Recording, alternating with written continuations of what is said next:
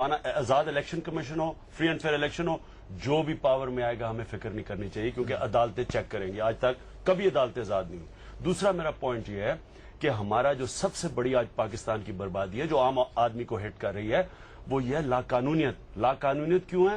کیونکہ گورنمنٹ خود ان لوگوں کو جو مجرم ہیں ان کو تحفظ دیتی ہے. آج ایم کیو ایم کو جو جنرل مشرف کہتا تھا الطاف حسین کے متعلق نمبر 1 ٹیررسٹ ہے، آج وہ کمپلیٹ فری ہینڈ ہے کراچی کے اندر. آپ کے سامنے یہ آج عیدی، اب عیدی تو پولیٹیکل نہیں ہے نا، عیدی کے لوگوں کے پاس ایم کیو ایم کے نمائندے یہاں پہ ہے نہیں تو لہٰذا وہ جواب نہیں. یہ آج آپ کرنٹ افیئرز کی بات کر رہے ہیں کہ گن مین نے آ کے عیدی کو جا کے پکڑ لیا ہے، آپ کہہ رہے ہیں کہ بات میں ایک پروگرام کو ہر ایک اور وہ باہر بیٹھا ہوا ہے، وہ لوگ بےچارے کراچی میں نوٹ یور پوائنٹ خواجہ صاحب نہیں وہ تو جب ایم کیو ایم والے یہاں پہ بیٹھ کے وہ بھی چھوڑ دیں. یہاں بھی نیب کے کئی لوگ بیٹھے ہوئے ہیں جو آپ کے اسمبلیوں میں بیٹھے ہوئے ہیں، وہ قانون ان کو نہیں ہاتھ لگاتا. قانون کبھی بھی کامیاب نہیں ہو سکتا کہ ہولی کاؤز ایک طرف بیٹھی ہیں، آپ نیچے کہیں جی نیچے تھانے دار بھی. خواجہ صاحب شخصیت پرستی کے بھی انہوں نے بات کی، اور جو چہرے آ کے چلے جاتے ہیں ان کو دوبارہ سے انٹروڈیوس کروا دیا جاتا ہے، حالات کر دیتے ہیں یا خود سے پارٹی لیڈرز جو ہیں وہ کر دیتے ہیں. اگر آپ نے جینوئنلی لوگوں کے مسائل حل کرنے ہیں طلعت صاحب نہیں سوچ لے یہ کسی ایک شخص کی پرابلم نہیں ہے. اگر میرے بھائی اسحاق اخوانی نے ہماری لیڈرشپ کی طرف اشارہ کیا ہے یا پیپلز پارٹی کی لیڈرشپ کی طرف اشارہ کیا ہے تو یہ بات وہیں آ جاتی ہے پھر کہ آپ اس ملک میں 1970 کا ایک انتخاب ہوا، اس میں جو لیڈرشپ مرج ہوئی اس کو جو ہے بلاک کر دیا فوجی، اس وقت کے جو فوجی حکمران تھے. اس کے بعد جو ہے 15 سال جو سویلین سو کالڈ حکومتیں رہیں اس میں اسلم بیگ صاحب نے انٹرفیئرنس کی جب بی بی آئیں، اس کے بعد آصف نواز صاحب نے انٹرفیئرنس کی، اس کے بعد پرویز مشرف صاحب نے انٹرفیئرنس کی.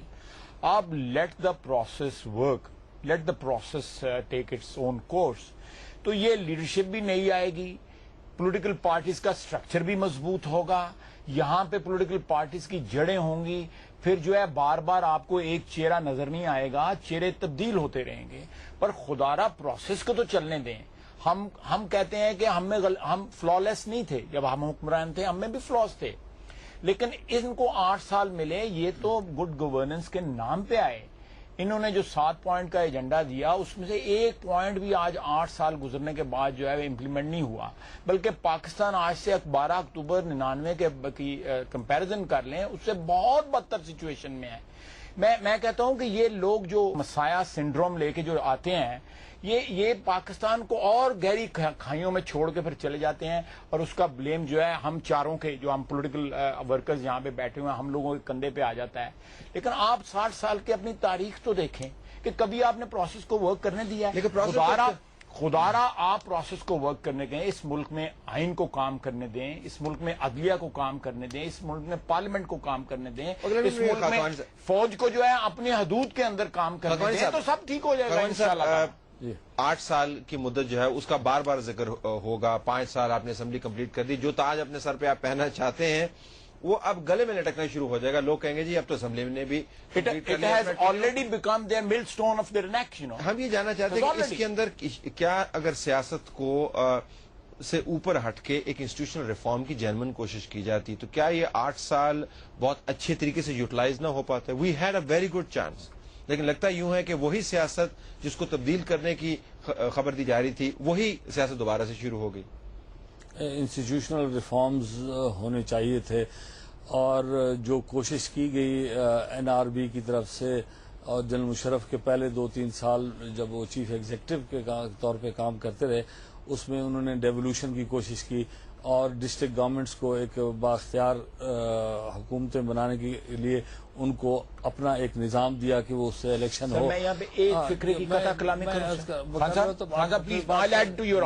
جی وہ ڈیولوشن جو ہے سارے پاکستان میں امپلیمنٹ ہوا، کسی چھونی میں امپلیمنٹ نہیں ہوئی، کسی چھونی میں اسلام آباد میں مطلب کوشش ہوئی. اب جیسے خان صاحب کہہ رہے تھے، عمران خان صاحب کہ جی دیکھیں پولیس ریفارم ہوا مگر پولیس ریفارم کمپلیٹ نہیں ہوا.